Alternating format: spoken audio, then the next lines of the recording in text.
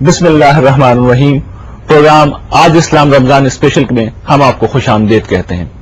ناظرین، سوال جواب کی اس خصوصی نشست میں ہم سب مل کر جاوید صاحب سے سوالات کر رہے ہیں. وہ ان سوالات کے جواب دے رہے ہیں اور امید یہ ہے کہ آپ کو یہ سلسلہ پسند آ رہا ہوگا. انشاءاللہ آج کے پروگرام کا ہم آغاز کریں گے، لیکن ایک شارٹ بریک کے بعد.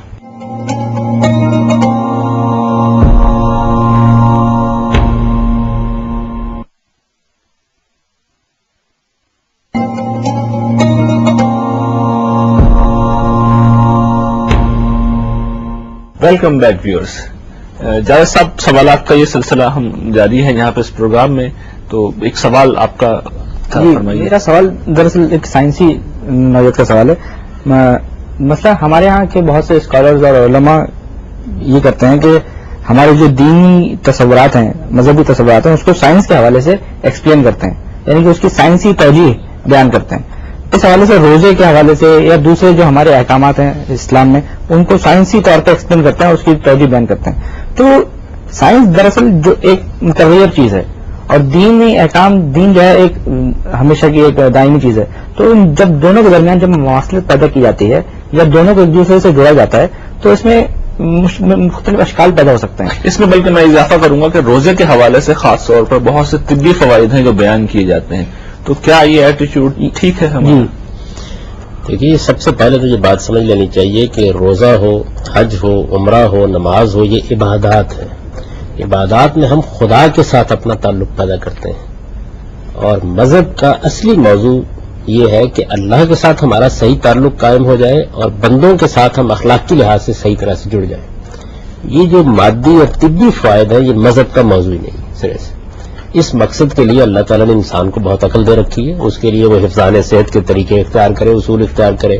بہت سے لوگ ہیں وہ لوگ کہیں گے دیکھیے یہ وضو اس وجہ سے کیا جاتا ہے کہ اس سے فلاں فلاں بیماریاں دور ہو جاتی ہیں. اچھا، فرض تھوڑی دیر کے لیے مان لیجئے کہ اس سے کوئی فائدہ ہوتا ہوگا، مان لیجئے تھوڑی دیر کے لیے، لیکن یہ در حقیقت اس عبادت کی اہمیت کو بالکل باطل کر دینے والی چیز ہے. اس میں سارا زور اس پر ہونا چاہیے کہ ہم خدا کے حضور میں پیش ہو رہے ہیں اور ہمیں طہارت اور پاکیزگی کے ساتھ خدا کے حضور میں جانا چاہیے. یعنی وضو ہم اس لیے نہیں کرتے کہ اس سے ہمیں گنٹھیے کا علاج کرنا ہوتا ہے. وضو اس لیے کرتے ہیں کہ ہمیں اپنے مالک کے حضور میں جانا ہے، اس کے حضور میں پیش ہونا ہے. تو میں تو اس کو ایک نہایت غلط چیز سمجھتا ہوں. اس کی وجہ یہ ہے کہ اس کے اندر یہ معلوم ہوتا ہے کہ مذہب میں بھی دنیا داری چھپی ہوئی ہے. آپ کو جو کچھ دنیا کے اندر کرنا ہے اس کے لیے خدا نے آپ کو بہت عقل دے رکھی ہوئی ہے. آپ اس کے اصول بنائیے، قاعدے بنائیے. یعنی یہ نماز کی توہین ہے کہ اس کو ایک ورزش قرار دے دیا جائے. نماز، روزہ، حج، یہ سب چیزیں خدا کے ساتھ ہمارے تعلق کا علامتی اظہار ہے، اور خدا کے ساتھ تعلق یہ مذہب کی روح ہے، یہ مذہب کی اصل حقیقت ہے. اسی کو قرآن مجید بیان کرتا ہے کہ ربانی انسان بننا چاہیے انسان کو. دو ہی چیزیں ہیں جو مذہب آپ کے سامنے رکھنا چاہتا ہے. اللہ تعالیٰ کے ساتھ آپ بندے کی حیثیت سے جڑ جائیں، جو روشنی وہاں سے پائیں وہ روشنی انسانوں تک پہنچے اور آپ اعلیٰ اخلاقی مرتبے پر فائز ہوں. یہ مذہب کا موضوع ہے. یہ اس کا موضوع نہیں ہے کہ وہ آپ کے فلاں مرض کو دور کرنا چاہتا ہے، فلاں تکلیف کو دور کرنا چاہتا ہے، ورزش کرنے کے طریقے بتانا چاہتا ہے. یہ نہیں ہے اس کا موضوع. جی آپ کچھ غامدی صاحب، میں بھی یہی کہنا چاہ رہا تھا. یعنی اگر یہ سائنسی اور طبی توجیحات نہ بھی آئے ہمارے سامنے، تب بھی ہمیں روزہ رکھنا ہی ہے، نماز پڑھنا لازمی ہے. وہ لازمی ہے، اس کی حقیقت جاننی چاہیے. یعنی یہ کوئی چیز نہیں ہے جی. اور میں تو یہ سمجھتا ہوں کہ اس طریقے سے در حقیقت ہم ایک ایسی ذہنیت میں مبتلا ہو جاتے ہیں کہ ہر چیز کو کسی نہ کسی طریقے سے ہم دنیا میں کسی خانے میں فٹ کر دیتے ہیں. یہ دنیا بڑی اہمیت رکھتی ہے، یہ مزرعہ آخرت ہے، اس کے اندر ہم کو جینا ہے. ہمیں اللہ تعالیٰ نے جو مادی وجود دیا ہے اس کی حفاظت بھی کرنی ہے، اس کا نفس کا حق ہے ہمارے اوپر، وہ اپنی جگہ ایک الگ بات ہے. لیکن اس کے لیے اللہ تعالیٰ نے انسان کو بہت عقل دے رکھی ہوئی. آپ یہ دیکھیے کہ اس وقت سائنس کے اکتشافات کتنے حیرت انگیز ہیں. تو آپ سائنسی علوم کو سائنسی طریقے سے پڑھیے. یہ بھی ہمارے ہاں اس سے بھی آگے ہوتا ہے. کوئی سائنسی اکتشاف ہو جاتا ہے، کوئی نئی چیز وجود پذیر ہو جاتی ہے، وہ کہتے ہیں یہ قرآن میں لکھا ہوا تھا، یہ فلاں جگہ لکھا ہوا تھا. یعنی قرآن اس موضوع کے لیے آیا ہی نہیں. یہ بات سمجھ لیں کہ قرآن کا موضوع اصل کیا ہے. قرآن کا موضوع یہ ہے کہ آپ کو یہ بتائے کہ ایک دن آپ خدا کے حضور میں جواب دہ ہونے والے ہیں، اور وہاں آپ کو اپنے مالک کے سامنے حاضر ہونا ہے. آپ کا تعلق اپنے مالک کے ساتھ بندگی کا ہونا چاہیے اور انسانوں کے ساتھ اخلاق عالیہ کا ہونا چاہیے.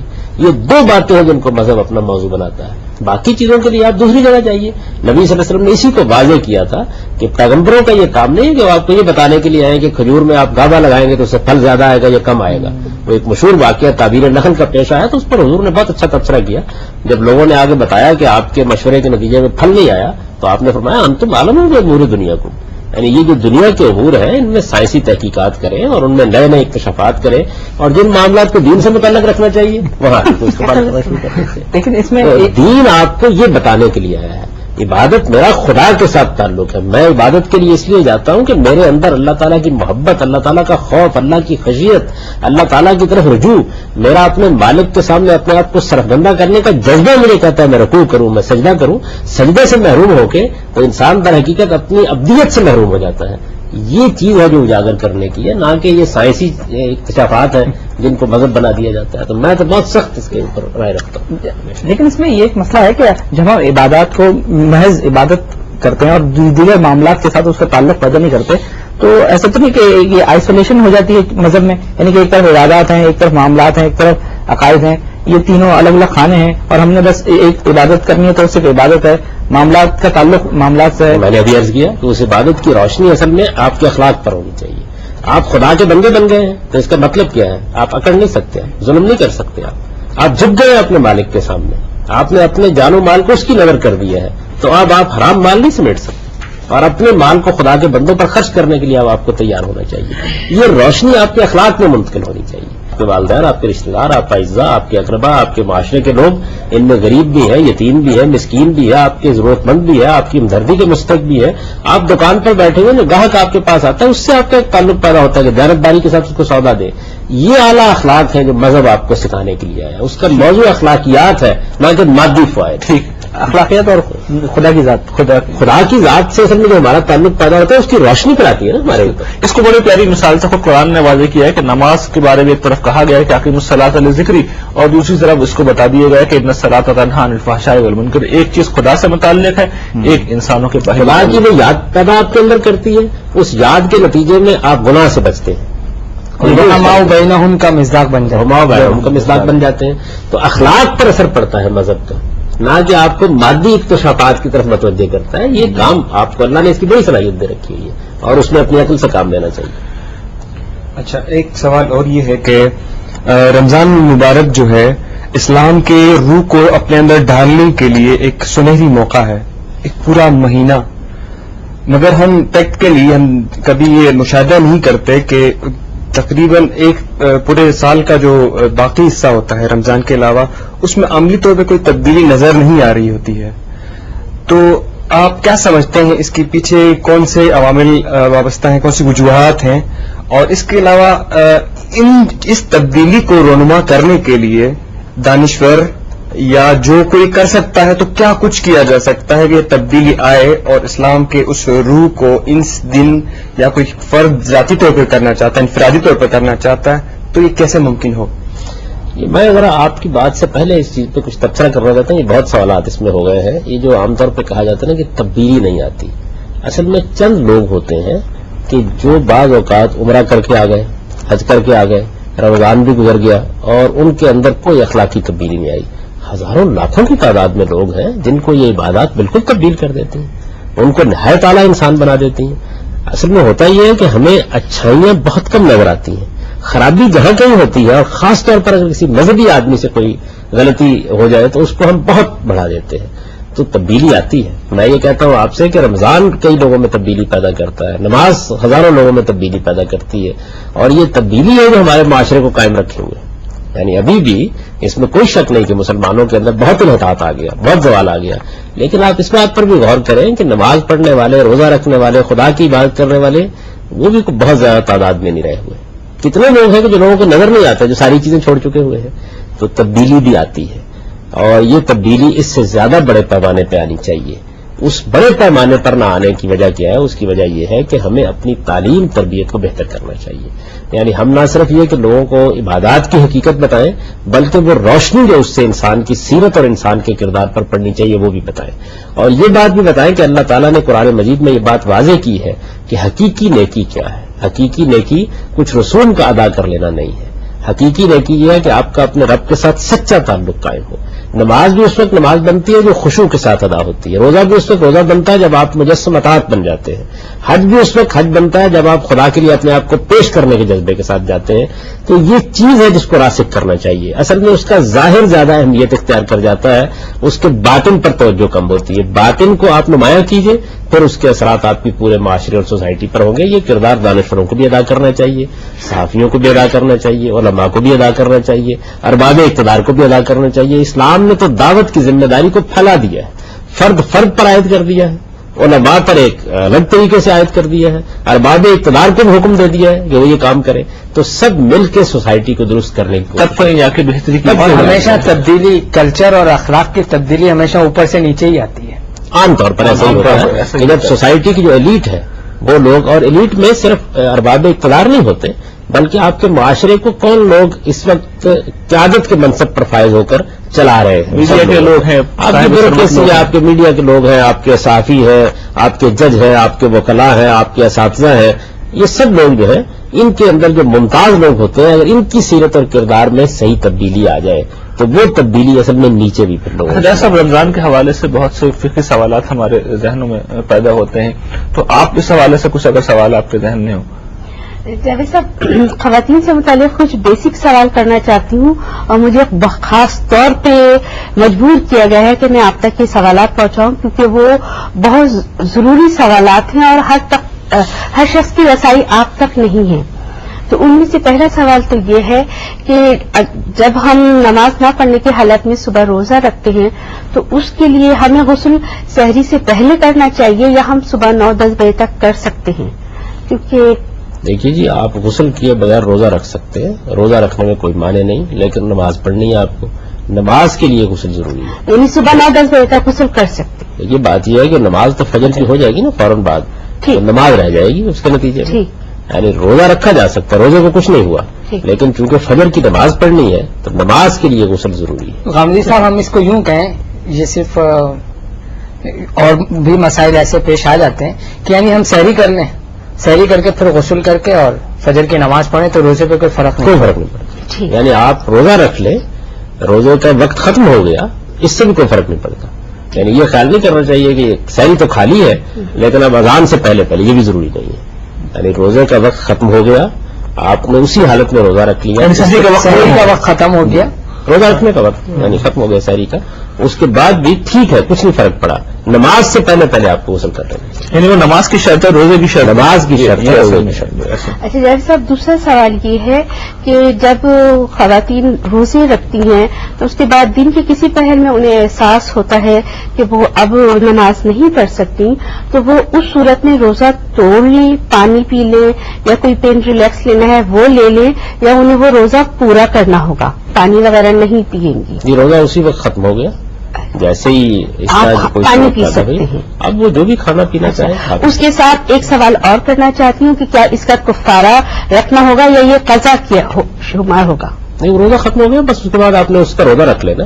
کفارہ تو اس روزے کا زیر بحث آتا ہے جو آپ نے جان بوجھ کے توڑ دیا ہے.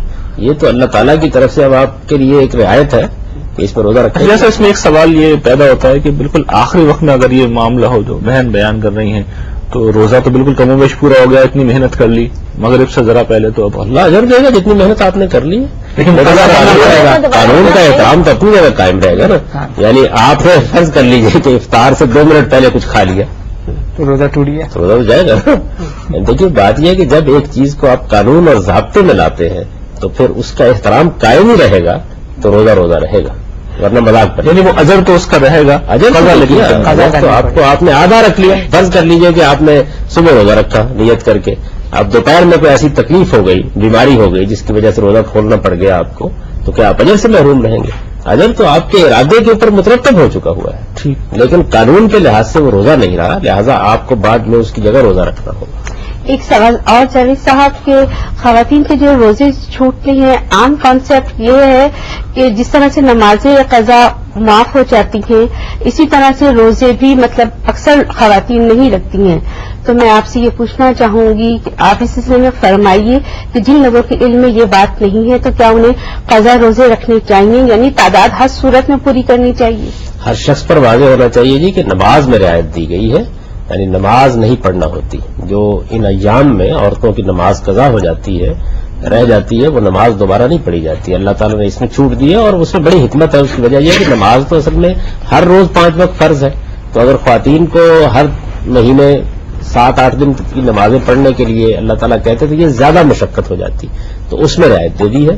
روزہ سال میں ایک بار آپ نے رکھنا ہے. 2 چھوٹے ہیں، 3 چھوٹے ہیں، 5-7 چھوٹے ہیں، وہ آپ کو بعد میں لازمن رکھنے ہوتے ہیں. کیونکہ روزے کے بارے میں قانون یہ ہے کہ اس کی تعداد آپ نے پوری کرنی ہے ہر حال میں. میں ایک چیز ایڈ کروں گا غامدی صاحب، بہت اچھا سوال کیا ہماری بہن نے، لیکن یہ عام طور پر یہ بات کہی جاتی کہ چونکہ میرے علم میں یہ بات نہیں تھی اور میں نے نہیں رکھا تو یہ معاف ہو گیا. تو مجھے اس میں اکثر یہ خیال ہوتا ہے کہ ہمارا مذہب تو ایسا ہے، طلب العلم فریضۃ علی کل مسلم و مسلمہ، کہ علم حاصل کرنا ہر مسلمان پر فرض قرار دے دیا گیا. تو جو مذہب علم حاصل کرنے کی تلقین کر رہا ہو بلکہ فرض قرار دے رہا ہو، وہ جہالت پر ریلیف نہیں دیتا. تو ہمارے ہاں جو یہ کانسیپٹ ہے کہ جی مجھے معلوم نہیں تھا لہذا مجھے کوئی گناہ نہیں ہوگا، تو اس میں تو مجھے تو اندیشہ ہوتا ہے 2 گناہوں کا، ایک جاہل رہنے کا گناہ، دوسرا گناہ. اسی پس منظر میں ہم یہ پروگرام کر رہے ہیں اور ہمارا مقصد یہی ہے کہ ہم زیادہ سے زیادہ اس طرح کی چیزوں کو لوگوں تک، لوگوں کے علم کو زیادہ سے زیادہ بہتر کیا. ویسے اس میں ایک سوال یہ یہاں ہمارے ہاں بڑے مسئلے ہیں، لوگوں کو علم کی اہمیت بھی نہیں بتائی گئی. یس، مسئلہ یہ ہے دین کا کتنا علم ہر آدمی کو حاصل ہونا چاہیے، اس کے بارے میں بھی متربع نہیں کیا گیا. اور کچھ لوگوں نے بھی اپنے آپ کو رعایت دینے کا طریقہ اختیار کیا ہوا ہے. تو ہمیں چاہیے کہ ہم خدمت میں ان کی عرض کریں کہ وہ اپنے دین کا علم بہتر کریں. اور یہی نہیں کہ کوئی میرے ہی پاس آئیں گے تو پوچھ لیں گے. بہت علماء موجود ہیں، اہل علم موجود ہیں اور ہم سے بہت بہتر لوگ موجود ہیں. آپ کو ہر محلے میں لوگ میسر آ جاتے ہیں، ان کے پاس جائیں، جا کے معلوم کر لیں ان سے. جی، ایک خواتین ہیسیٹیشن فیل کرتی ہیں تو صرف اس لیے میں ریپرزینٹیشن کے طور پہ یہاں پہ پوچھ رہی ہوں کہ بہت ساری خواتین ایسی ہوتی ہیں جن کا دورانیہ 15 سے 17 دن تک ہو جاتا ہے رمضان کے دوران، تو ان کو پھر 8 ہی دن چھوڑنے چاہیے یا پھر وہ ان کو جتنے بھی ان کے روزے طبیعت زیادہ خراب ہے تو وہ چھوٹ رہے ہیں تو اتنے ہی چھوڑیں. 17 روزے رکھنا تو بڑی مشکل ہے، بہت زیادہ پریشانی ہوتی ہے اور وہ بہت زیادہ گھبراتے ہیں کہ ہم کسی سے کس طرح معلوم کریں. دیکھیے بات یہ ہے کہ ایک تو خواتین کے ایام کی عام صورت ہے، وہ کبھی بڑھ بھی جاتی ہے، کم بھی ہو جاتی ہے. اس کے بارے میں طبیب آپ کو بتا دیتا ہے کہ اس کی نوعیت کیا ہے. اس کے روزے آپ کو چھوڑ دینے ہوتے ہیں. ایک یہ ہے کہ کسی خاتون کو جس کو استحاضے کی تکلیف کہتے ہیں وہ ہو گئی، یعنی ایام کے علاوہ بھی یہ صورت رہتی ہے، اس میں نماز کے بارے میں، روزے کے بارے میں، دونوں میں حضور صلی اللہ علیہ وسلم نے یہ تعلیم ہم کو دی ہے کہ اس میں پھر ہم روزہ رکھ لیں گے، یعنی اس میں یہ چھوٹ نہیں ہوتی. اسی طرح نماز کا بھی ہے کہ آپ وضو کر لیں، اس موقع کے اوپر بعض روایات میں یہ ہے کہ غسل کر لیں اور نماز پڑھ لی جائے، تو اس میں پھر کر لینا چاہیے. لیکن یہ فیصلہ ظاہر ہے کہ طبی لحاظ سے ہوتا ہے اور اس معاملے میں آپ مشورہ کر لیں. ٹھیک ہے.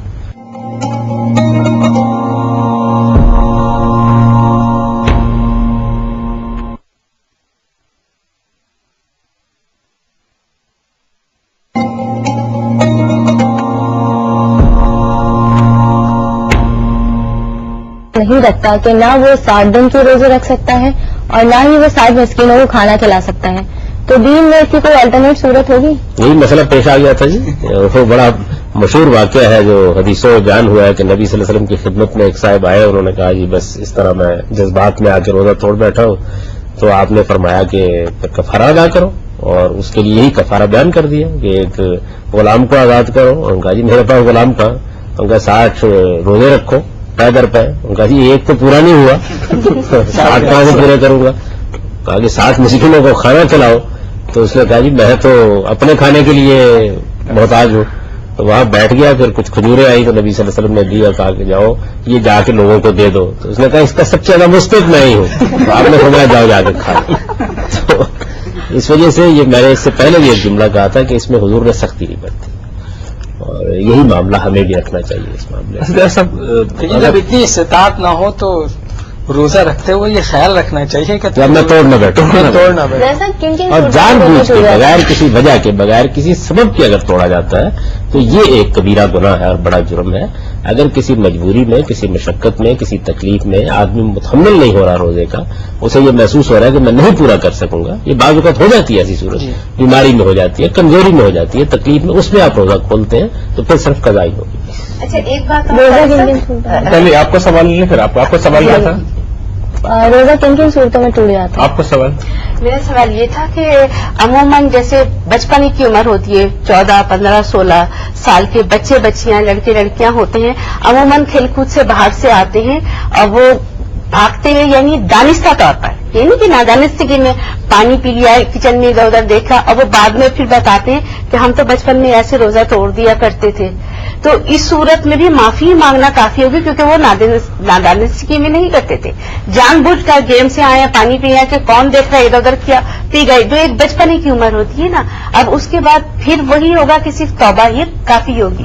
یہ پہلے ان کا سوال لے لیں۔ آدمی مکلف ہوتا ہے بالغ ہونے کے بعد، بچوں سے تو اس طرح کی بعض چیزیں ہو جاتی ہیں، بس انہیں توجہ دلا دینی چاہیے جب بھی اس طرح کا کوئی معاملہ ہو، لیکن بچوں کے معاملے میں یہ نہیں ہے معاملہ کہ آپ کوئی سختی کریں ان کے اوپر، جب وہ بالغ ہو جائیں گے اس کے بعد اول تو ایسی کوئی حرکت کرتا نہیں، لیکن اگر کی ہے تو پھر توبہ بھی کرنی ہوگی، استغفار بھی کرنی ہوگی اور اس کی سزا بھی بھگتنی ہوگی۔ ایسا وہ جو سوال تھا کہ کن صورتوں میں روزہ ٹوٹ جاتا ہے؟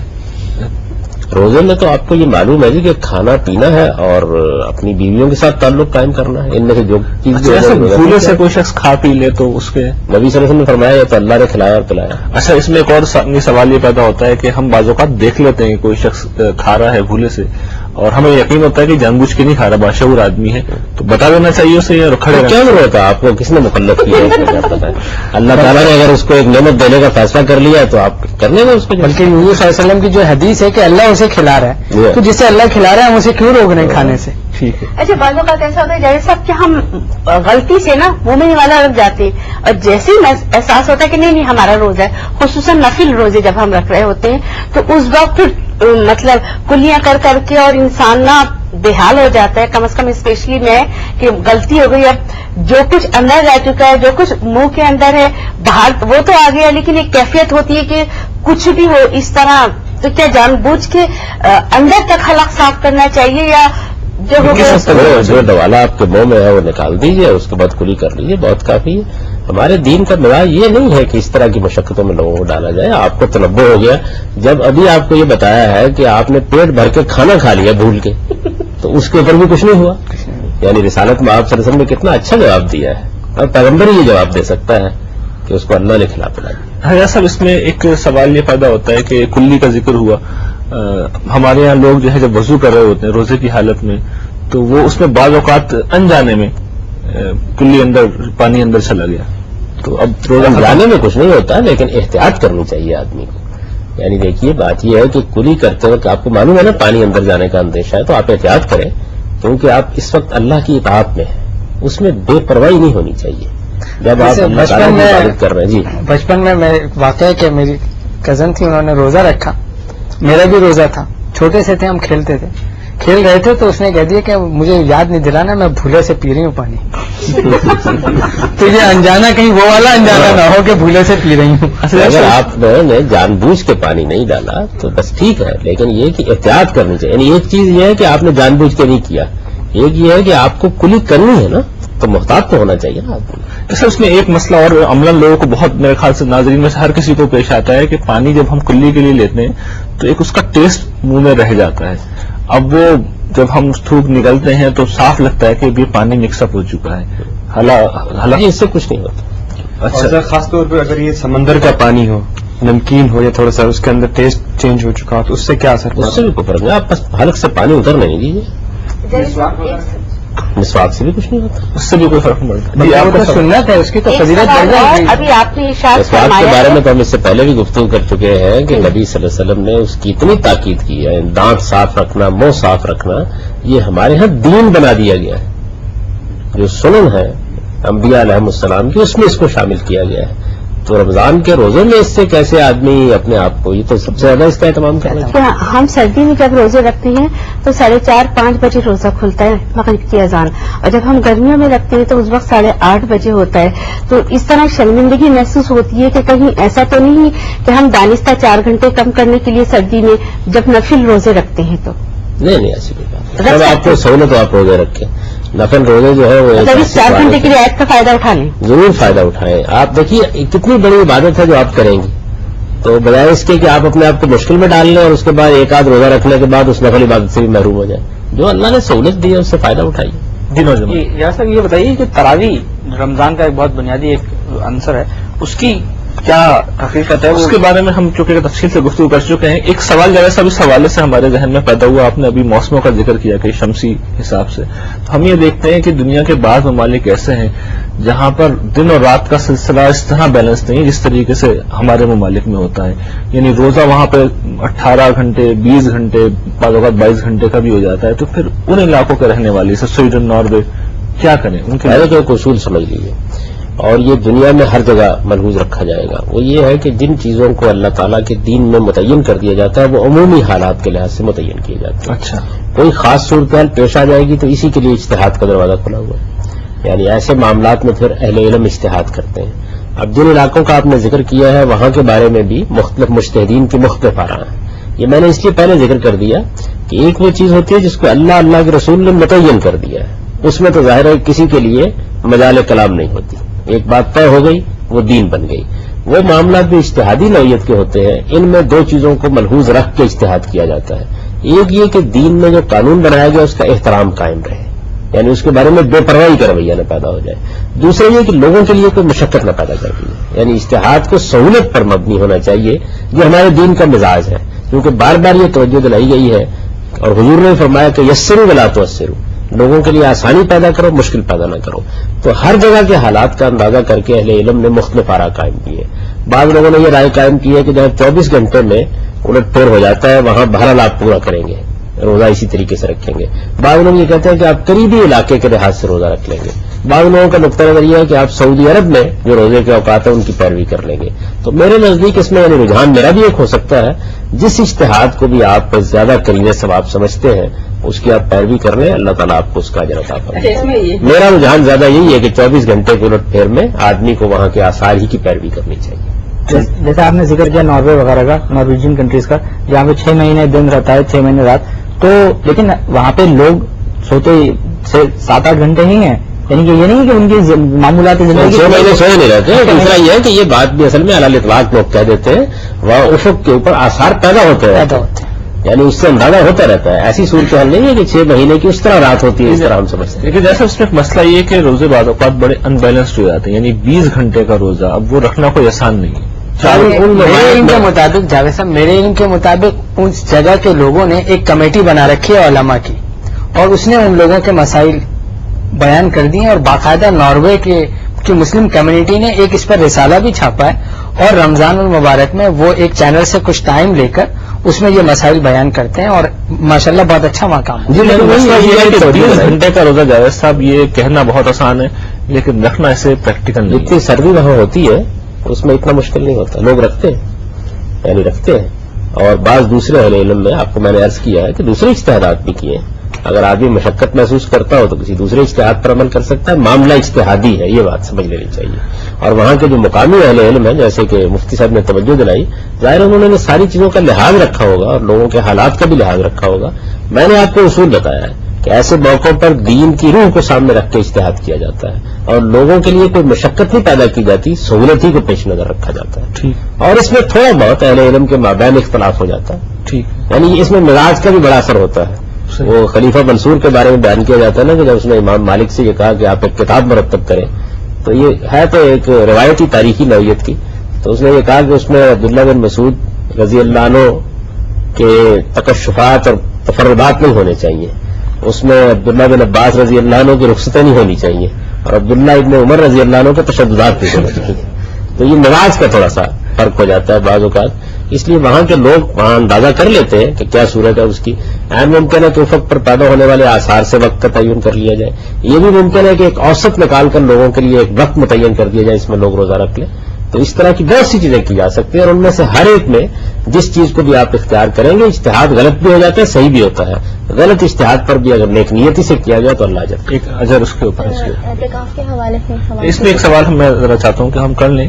ایسا روزہ ٹوٹنے کا جو مسئلہ ہے وہ زیر بحث آیا تھا, تو ایک اس میں ایشو یہ ہے کہ بہت سے لوگ ہوتے ہیں جو روزہ نہیں رکھتے, بڑے لوگ ہوتے ہیں، صاحب لوگ ہوتے ہیں، اب ان کے دفتر میں جو کام کرنے والے چپراسی ہیں، ملازم ہیں، ان بیچاروں کو مجبوراً انہیں سرو کرنا پڑتا ہے، انہیں کھانا پانی فراہم کرنا پڑتا ہے، تو وہ ایک ایسا جرم کا شکار ہو جاتے ہیں. تو کیا وہ اعانت کے مرتکب ہوں گے؟ نہیں، بالکل بھی نہیں. اگر ان کی کوئی ڈیوٹی یا ذمہ داری ہے تو وہ اپنا کام کر رہے ہیں، انہوں نے روزہ رکھا ہوا ہے، بلکہ میں سمجھتا ہوں کہ ان کے لیے دوہرا اجر ہے، اس لیے کہ ایک جانب وہ روزہ رکھے ہوئے ہے، دوسری جانب ان کو اس طریقے سے کھانا بھی دینا پڑ رہا ہے. ان لوگوں توجہ دلا سکتے ہیں تو وہ ضرور توجہ دلائیں. باقی یہ کہ ان کے روزے پر اس سے کوئی اثر نہیں پڑے گا، نہ ان کے تقوی پر اس سے کوئی اثر پڑے گا. ٹھیک ہے، لوگوں کو اپنی ذمہ داریاں ادا کرنی ہوتی ہیں. جی آپ کا سوال. اعتکاف کی مدت بالعموم 10 دن بیان کی جاتی ہے. اگر بالفرض کوئی شخص 10 دن کا اعتکاف نہ کر سکے تو کیا وہ 3 دن کا یا 2 دن کا یا صرف 1 دن کا اعتکاف کر سکتا ہے؟ جی کر سکتے. اور اس کی صورت میں یہ کہ اگر بالفرض جو ہے وہ اعتکاف ٹوٹ جائے تو جس طرح سے روزہ ٹوٹنے پر کفارہ ادا کیا جاتا ہے تو کیا اعتکاف کے ٹوٹنے پر بھی کوئی کفارہ عائد ہوتا ہے؟ پہلے تو میں ذرا پہلے آپ کے سوال کی مزید وضاحت کر دوں. دیکھیے اعتکاف کے لیے کوئی دن مقرر نہیں کیے گئے. نبی صلی اللہ علیہ وسلم بالعموم 10 دن اعتکاف کرتے تھے، تو ہم حضور کی اتباع میں 10 دن کا اعتکاف کرتے ہیں. اور اس میں حضور نے چونکہ اتنا انتظام اس میں قائم رکھا کہ ہمیشہ یہ کیا، اور جب ایک سال ایسا نہیں ہو سکا تو آپ نے اس سال میں 20 دن اعتکاف کیا. تو اس سے یہ معلوم ہوتا ہے کہ اس کی جو ایک محمود مدت ہے یا پیغمبر صلی اللہ علیہ وسلم نے جس مدت کو پسند فرمایا ہے وہ تو 10 دن ہی ہے. اور اللہ تعالیٰ توفیق دے 10 دن کے لیے بیٹھنا چاہیے. وہ ویسے بھی بڑی مناسب مدت ہے، نہ زیادہ ہے نہ کم ہے، تاکہ کم سے کم آپ اللہ تعالیٰ کی طرف رجوع کریں. لیکن اگر کسی وجہ سے کم مدت کے لیے آپ بیٹھ رہے ہیں تو بیٹھ سکتے ہیں، اس میں کوئی معنی نہیں ہے. اعتکاف کے معاملے میں یہ ہے کہ اگر تو آپ نے اپنے اوپر کوئی نظر مانی ہوئی تھی، آپ کا خیال یہ تھا کہ آپ نے واجب کیا ہوا اپنے اوپر اعتکاف کو، پھر تو اگر آپ نے چھوڑ دیا تو وہ نظر دوبارہ پوری کرنی پڑے گی. لیکن اگر ایسا نہیں ہے تو پھر اس کا کوئی کفارہ نہیں. رمضان کے علاوہ بھی اعتکاف کی عبادت کی جا سکتی ہے؟ اگر کی جا سکتی ہے تو کیا روزہ بھی شرط ہے اس کے لیے؟ روزہ ہونا ضروری ہے. روزہ رکھتے ہیں اعتکاف میں.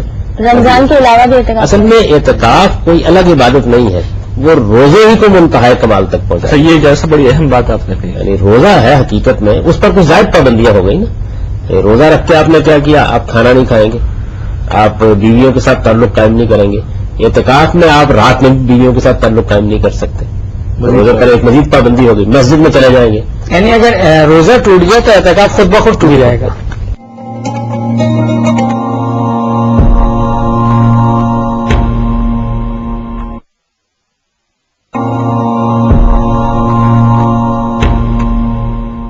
سحری کے حوالے سے یہ سوال ہے کہ اگر کوئی شخص سحری کے لیے نہیں اٹھ سکتا تو اس کی نیت کی کیا صورت ہوگی؟ نیت تو اس نے ارادہ کر لیا روزہ رکھنے کا تو روزہ ہو گیا. یعنی کوئی اٹھ کے نیت الفاظ میں کرنا ضروری نہیں ہے. اور رات کو یہ خیال کر کے سویا ہے کہ مجھے صبح روزہ رکھنا ہے، تو اب اس نے آنکھ نہیں کھلی، نہیں اٹھ سکا، اور آنکھ کھل گئی تو اب اس کو فیصلہ کرنے کا حق حاصل ہے کہ وہ جاری رکھنا چاہتا ہے تو بس روزہ ہو جائے. اچھا، اس میں ایک عملی نوعیت کا اور مسئلہ پیش آتا ہے کہ بعض اوقات انسان بیمار ہو جاتے ہیں، لوگ طبیعت خراب ہو جاتی ہے، تو اب ذہن میں ایک ارادہ ہوتا ہے کہ بھی رکھوں نہ رکھوں، گم گم کی کیفیت ہوتی ہے. اچھا، اس کے بعد سحری نہیں بھی کی، تو یہ کب تک ایک انسان کے پاس موقع رہتا ہے کہ وہ کنفرم ہو جائے کہ نہیں اب تو میں نے رکھنا ہی ہے؟ یہ فیصلہ کرنے کا اس کے پاس کتنا ٹائم ہے؟ دیکھیے بات یہ ہے کہ آدمی اٹھ نہیں سکا، کھایا بھی کچھ بھی نہیں ہے، کھایا پیا بھی کچھ نہیں ہے. اب اس کی آنکھ کھلے گی جس وقت بھی تو اس وقت فیصلہ کر لے. اس کا تعلق تو آنکھ کھلنے سے ہے نا. اچھا، بعض علماء یہ کہتے ہیں کہ زوال سے 1.5 گھنٹہ پہلے نصف یوم. وہ بھی اصل میں علماء نے ایک لوگوں کو رعایت دی ہے کہ آپ اس سے پہلے بھی اگر ارادہ کر لیتے ہیں تو ٹھیک ہے، لیکن یہ ضروری ہے کھایا پیا کچھ نہ ہو. کھایا پیا یعنی کھا پی کے تو آپ یہ نہیں کر سکتے نا کہ آپ زوال کے قریب میں نیت کر رہا ہوں تو شروع ہو جائے. کھایا پیا کچھ نہیں آپ نے، اور آپ نے ابھی تک ایک طرح سے عمل آپ روزے کی حالت میں ہے، تو پھر اس وقت بھی اگر آپ نے ارادہ کر لیا تو روزہ مکمل. حامدی صاحب، بڑا اچھا موقع ہے رمضان کا. میں ایک آپ کے توسط سے اپنے دیکھنے والوں کو ایک پیغام بھی دینا چاہتا ہوں کہ رمضان میں لوگ عمرہ کرنے بھی جاتے ہیں. تو عمرے کے لیے میرے ساتھ ایک واقعہ پیش آیا تھا اور بڑا دردناک واقعہ تھا. مجھے اس سے بڑی عبرت بھی ہوئی اور ایک سبق بھی ملا کہ میں مقام ابراہیم کے پاس بیٹھا ہوا تھا. وہاں ایک صاحب آئے، نماز پڑھی انہوں نے، احرام کی حالت میں تھے، ضعیف آدمی تھے. نماز پڑھنے کے بعد انہوں نے دعا مانگی. وہ دعا مانگ رہے تھے، ویسے تو کسی کی دعا نہیں سننی چاہیے مگر اتفاق سے وہ زور سے مانگ رہے تھے، میں سن رہا تھا. وہ دعا یہ مانگ رہے تھے کہ اللہ، یہ میرا پہلا اور آخری عمرہ ہے، تو اب تیری مرضی تو اسے قبول کر یا نہ کر. مجھے بڑی تشویش ہوئی تو میں نے ان کا پیچھا کیا. وہ باہر نکلے، اپنی ضروریات سے فارغ ہوئے. اس کے بعد میں نے انہیں پیشکش کی کہ آپ بال کٹوانے جا رہے ہیں, میرے پاس یہ مشین موجود ہے, آپ ہمارے پاس تشریف لائیے. تو وہ آ گئے. تو اس کے بعد تھانے پہ بیٹھے تو مجھے یہ تجسس تھا, میں نے ان سے یہ سوال کیا کہ آپ نے ایسا کیوں کیا. تو وہ کہنے لگے کہ جناب ہم تو ملتان سے گئے تھے اور ہمارے ساتھ جو مولوی صاحب تھے انہوں نے جدہ پہنچ کر ہمیں وضو کرایا, اور وضو کرانے کے بعد اعلان کر دیا کہ اب اگر تمہارا وضو ٹوٹا تو تمہارا عمرہ گیا, وہ عمرہ نہیں ہو سکے گا.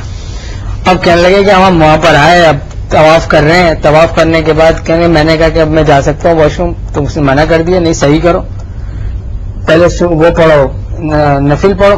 نفل پڑھو, پھر پوچھا, کہیں نہیں صحیح کرو.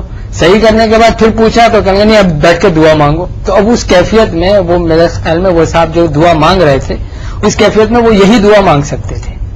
تو یہ جو واقعہ پیش آیا یہ لا علمی کی وجہ سے پیش آیا. ہم ہزاروں روپے خرچ کر کے, وقت خرچ کر کے عمرہ کرنے چلے جاتے ہیں, لیکن ایک تو یہ طے نہیں کر پاتے کہ اس کو ہمیں سیکھنا بھی چاہیے. اگر یہاں سے سیکھ کر جاتے تو یہ جو اتنی انہوں نے تکلیف اٹھائی یہ تکلیف نہ ہوتی. یہ میرے خیال میں معلومات کی کمی ہے.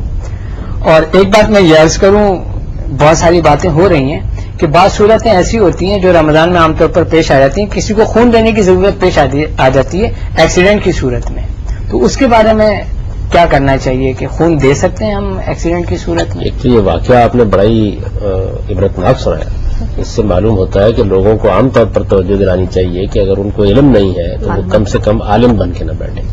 اب جیسے آپ نے یہ بتایا کہ ایک عالم نے ان کو جو ان کے ساتھ آئے تھے یہ کہا کہ آپ وضو, بلکہ میں تو اس میں یہ ایڈ کروں گا کہ ہمارے یہاں انتظامی طور پر بہت سارے پیشوں کو تحفظ دیا گیا ہے. میں الیکٹرک کا کام اس وقت تک نہیں کرا سکتا جب تک الیکٹریشین نہ ہو اور اس کے پاس لائسنس نہ ہو. ڈاکٹر اس وقت تک کلینک میں نہیں بیٹھ سکتا جب تک اس کے پاس ڈگری نہ ہو, کیونکہ وہ لوگوں کی جانوں سے کھیلے گا. لیکن فتویٰ دینے کے لیے یا علم دین کے لیے کسی قسم کا کوئی چیک نہیں ہے, کیونکہ ہمارے یہاں ایمان کی قدر ہی نہیں ہے. بیکری عام ہے اس معاملے میں, عطائیت ہے, عطائیت بہت زیادہ. تو ہم اس معاملے میں جب صحت کا معاملہ ہے اس میں تو عطائیت کے خلاف بہت مہمیں چلاتے ہیں. لیکن یہ بات آپ کی بالکل درست ہے اور بڑی عبرتناک بات ہے. یعنی جو آدمی علم نہیں رکھتا, جس کو معلوم نہیں ہے, وہ کم سے کم اس منصب پر نہ بیٹھے. ہو سکتا ہے کہ اس کو ایک بات معلوم نہیں تھی اور وہ کسی دوسرے کی طرف متوجہ کرا دیتا تو ان کو صحیح بات معلوم ہو جاتی. نہ صرف یہ کہ غلط بات خود بتائی بلکہ کسی دوسرے صاحب علم کی طرف بھی متوجہ نہیں کیا کہ آپ وہاں سے پوچھ لیجیے گا. یہ بڑی بدقسمتی کی بات ہے. اس طرح کے بعض واقعات ہوتے ہیں تو آدمی کو احساس ہوتا ہے کہ لوگوں کو کتنی ایجوکیشن کی ضرورت ہے. بہت زیادہ دنیا کے بارے میں بھی ان کو ایجوکیٹ کرنا چاہیے اور دین کے بارے میں بھی ان کو ایجوکیٹ کرنا چاہیے. اس میں بڑی بعض اوقات لوگوں کے لیے ایک سوال انہوں نے کیا ہے. میرے نزدیک یہ اب ظاہر ہے کہ یہ بالکل اجتہاد کا مسئلہ ہے. اس کی وجہ یہ ہے کہ نبی صلی اللہ علیہ وسلم کے زمانے میں تو یہ صورت تھی نہیں اس طرح خون دینے کی, تو بعد ہی میں یہ مسئلہ پیدا ہوا ہے. میں اس میں کوئی کراہت نہیں محسوس کرتا. میرے نزدیک اس میں روزے کو بھی ایک صورت تو زمانے میں تھی جو پچنے لگائی جاتی تھی, وہ نہیں کیا گیا. لیکن یہ تو ایسی عجیب سی پچنے لگانے کے معاملے میں بھی ایسا نہیں ہے کہ کوئی ممانعت کی روایت ہمارے پاس موجود ہو کہ آپ نے یہ فرمایا ہو کہ یہ اس سے روزہ ٹوٹ جاتا ہے. اگر اس طرح کی کوئی صورت پیش آ گئی آپ خون دے سکتے ہیں, تو میرے خیال میں روزے میں اصل میں آپ کچھ لیتے ہیں, دیتے نہیں ہیں. صحیح, یعنی آپ کمزوری ہو جاتی, کھانا ہے پینا ہے. اگر کمزوری کا اندیشہ ہے تو آدمی کو خود احتیاط کرنی چاہیے, لیکن یہ کہ قانونی لحاظ سے روزہ ٹوٹے گا نہیں. جی, بعض لوگ بالعموم جلدی سحری کر کے سو جاتے ہیں, فجر کی نماز کا جو ہے وہ انتظار نہیں کرتے اور ان کی نماز قضا ہو جاتی ہے. تو کیا اس طرح کا عمل اختیار کرنا درست ہے؟ کیسے درست ہو سکتا ہے؟ یعنی فجر کی نماز فرض ہے اور اس کو آدمی کو پڑھنا چاہیے. اس وقت تو تمدن نے ایسے مسائل پیدا کر دیے ہیں کہ میں یہ دیکھ رہا ہوں کہ اکثر و بیشتر لوگ اب 2 بجے 3 بجے رات کو سوتے ہیں اور اس کا احساس نہیں کرتے کہ وہ ایک بڑی نعمت سے محروم ہو جاتے ہیں. وہ بہترین وقت ہے اللہ کی عبادت کا. اللہ تعالیٰ نے تو اپنے خاص بندوں کے اوصاف میں یہ بات بیان کیا کہ مستغفرین بالاسحار, اس وقت اللہ تعالیٰ متوجہ ہوتے ہیں اپنے بندوں کی طرف. اس وقت کی جو قرات ہے نماز میں جو ہم قرآن پڑھتے ہیں اس کے بارے میں قرآن مجید نے فرمایا کہ وہ قرآن الفجر کان مشہودہ, یعنی وہ تو خاص حضوری کا وقت ہے. تو اس لیے اس سے محروم نہیں ہونا چاہیے آدمی کو کسی حال میں بھی. باقی یہ ہے کہ کسی وقت اگر کوئی مجبوری ہو گئی ہے تو اللہ سے معافی مانگنی چاہیے. نماز فرض ہے اور نماز فرض ہے. ان الصلاۃ کانت علی المؤمنین کتابا موقوتا, وقت کی پابندی کے ساتھ. ایسا نہیں ہے کہ آپ جب چاہیں نماز پڑھ لیں. بعض اوقات ہمارے یہاں پر کلاس کا جو طبقہ ہے وہ فیشن کے طور پہ یا دکھاوے کے طور پہ روزہ تو رکھ لیتا ہے لیکن نمازوں کا یا دیگر عبادات کا اہتمام نہیں کرتے. تو کیا ایسا کرنا صحیح ہے؟ بغیر نماز کے روزہ ہو جائے گا؟ بغیر نماز کے روزہ ہو روزہ جائے گا اپنی ان جگہ کو؟ ایک الگ عبادت ہے، نماز اپنی جگہ ایک الگ عبادت ہے، یعنی کوئی چیز دوسرے پر اثر انداز نہیں ہوتی. لیکن نماز کی خاص اہمیت ہے جاوید صاحب، نماز سے پہلے زکوٰۃ کے روزہ ہیں. اس کی توجہ دلائیں، لوگوں کو بتائیں کہ نماز ان پر فرض ہے، اور نماز تو اصل میں مسلمان اور غیر مسلم کے درمیان فارق ہے اصلا. یعنی کہنے کا مقصد یہ ہے کہ بہت غیر اگر معمولی ہے. پوچھنا یہ چاہ رہے ہیں ڈاکٹر صاحب کہ نماز نہیں پڑھی، بالکل چھوڑ دی جان بوجھ کر، اور روزہ رکھا تو روزہ ہو جائے گا قانونی طور پر. میں جو سمجھ پایا ہوں قانونی طور پر ہم یہ کہیں گے کہ روزہ ہو گیا. یہ الگ بات ہے کہ وہ نماز سے محروم رہا، نہیں، وہ ایک بڑا جرم کیا اس نے. یعنی روزے اپنی جگہ، لیکن روزے کا ثواب اپنی جگہ. روزے کو یہ چیز ختم یعنی کوئی نیکی جو ہے وہ ختم نہیں ہوتی، کوئی حرام کسی حلال کو حرام نہیں کر دیتا. ایک گناہ کیا ہے اس نے، اس کی طرف توجہ دلائیے. ایک نیکی کی ہے، اس کو ختم نہ کرائیے. ٹھیک ہے. اور دیکھیے اس معاملے میں وہی حکیمانہ بات ہے کہ کسی آدمی کے بارے میں حضور کی خدمت میں عرض کیا گیا کہ چوری بھی کرتا ہے، نماز بھی پڑھتا ہے. فرمایا کہ توقع رکھو، نماز اس کی چوری چھڑوا دے گی. ٹھیک ہے. جیسا اس کے ساتھ خبر کہ روزہ کب نماز کا پابند کر دے. ایسا آپ کا بہت بہت شکریہ. میں حاضرین کا بھی بے حد مشکور ہوں کہ آپ تشریف لائے. آپ نے بہت اچھے اچھے سوالات کیے. ناظرین، جس طرح آج کی اس محفل میں ذکر ہوا کہ دین کا علم حاصل کرنا ہر مسلمان مرد و عورت کے اوپر فرض ہے. ہماری رمضان کی یہ خصوصی نشست اسی مقصد کے تحت اس کا ہم نے یہاں پہ اہتمام کیا ہے. امید ہے آپ کو یہ پروگرام پسند آیا ہوگا. اپنے میزبان رحاد احمد یوسفی اور آج اسلام کی ٹیم کو اجازت دیجیے. اللہ نے کے بعد. وہ لوگ، اور ایلیٹ میں صرف ارباب اقتدار نہیں ہوتے، بلکہ آپ کے معاشرے کے کون لوگ اس وقت قیادت کے منصب پر فائز ہو کر چلا رہے ہیں. میڈیا کے لوگ ہیں، آپ کے میڈیا کے لوگ ہیں، آپ کے صحافی ہیں، آپ کے جج ہیں، آپ کے وکلاء ہیں، آپ کے اساتذہ ہیں. یہ سب لوگ جو ہیں ان کے اندر جو ممتاز لوگ ہوتے ہیں، اگر ان کی سیرت اور کردار میں صحیح تبدیلی آ گئی